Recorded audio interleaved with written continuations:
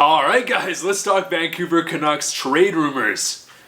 Chris Tanev, Brandon Sutter, and Loui Eriksson are at the front of every Canucks trade rumor at the moment. Chris Tanev is a very interesting guy. Tanev is a great shutdown defenseman who plays with a lot of energy. He's really a warrior. He'll block any shot. He'll get into those gritty areas, and I'm a big fan of Chris Tanev. However, even though he's a warrior, he is very injury prone. This past season he played 55 games, the year before that he played 42, the year before that he played 53, and his most games in one season was during the 14-15 season where he played 70 games. Again, I'm a big fan of Chris Tanev. I really like him being a part of the Vancouver Canucks team, but he is just injured so often. So, with that being said, it definitely affects his trade value.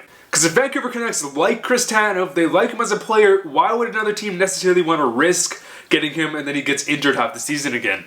And there's one common theme surrounding Chris Tanev is that he plays too many minutes and creates more injury issues, which I can definitely see for the Vancouver Canucks, who are playing him more like a top 2 defenseman, where he'd be way better off playing, top 4 if not bottom 6 minutes. And so if that's the case, if minutes and the amount of time he's been playing it really does correlate to his injuries, then I feel like because we just acquired obviously Tyler Myers and Jordy Ben, why not keep him, play him less time, and see if he keeps getting injured?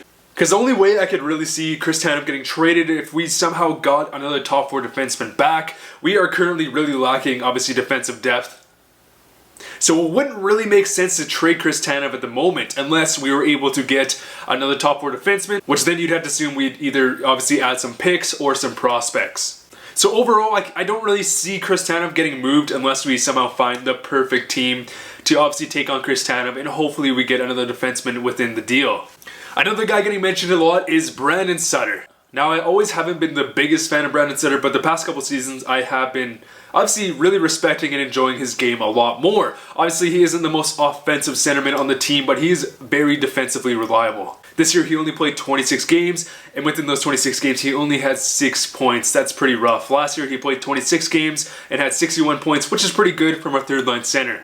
He obviously has a cap hit of $4.375 million, which is pretty steep for a guy that, who's going to play in your bottom 6. And for the Vancouver Canucks, I actually think it'd make more sense to keep Brandon Sutter at least for the start of the season, see how well he plays, recoup some of his value before shipping him off. I think because of Brandon Sutter's great defensive game, a lot of teams may be interested in him, but not with his cap hit. So if Vancouver did have to trade him, they'd either have to retain some of that cap or bring in some more cap. But for a guy like Brandon Sutter, I actually do think he's pretty replaceable on our roster, with other guys like Adam Gaudette ready to take over that third-line centerman role. We also have one of the worst-kept secrets, and Loui Eriksson being continually shopped around the NHL. Loui Eriksson obviously has a very steep contract to come get $6 million.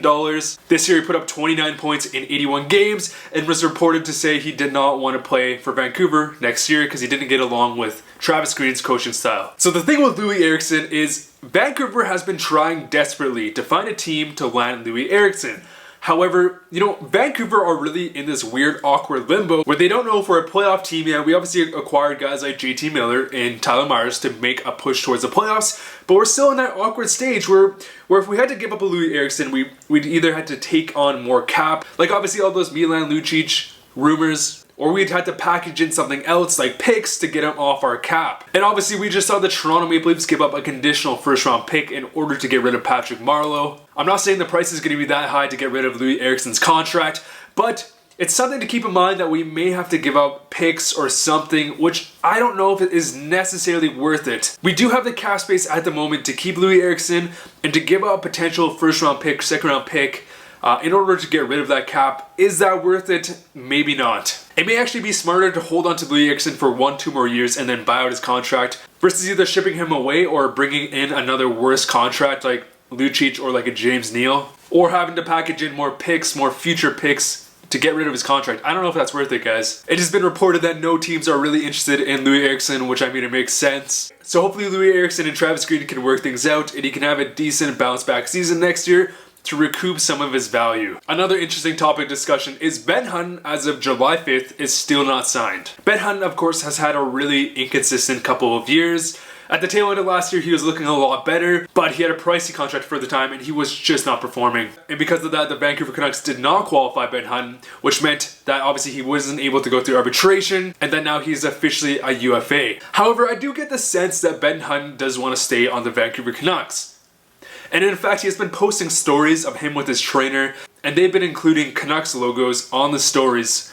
Kinda, I don't really know what that means, because obviously he's a free agent and he's still using Canucks logos. And even wearing Canucks gear, so I don't know if that means maybe he wants to stay within Vancouver, maybe he's going to sign a 1-year deal to really prove his worth. Because I am a big fan of Ben Hutton, I really think he can turn it around. I think he potentially has top 4 upside still. Obviously at the tail end of last year, he was progressing in the right direction. So if we're able to get him at a 1-year deal between $1 and $2 million, I do think it's worth the risk. And of course, Ben Hutton is my brother. But anyways guys, thank you guys so much for watching. Let me know what you guys think down below. See you guys later.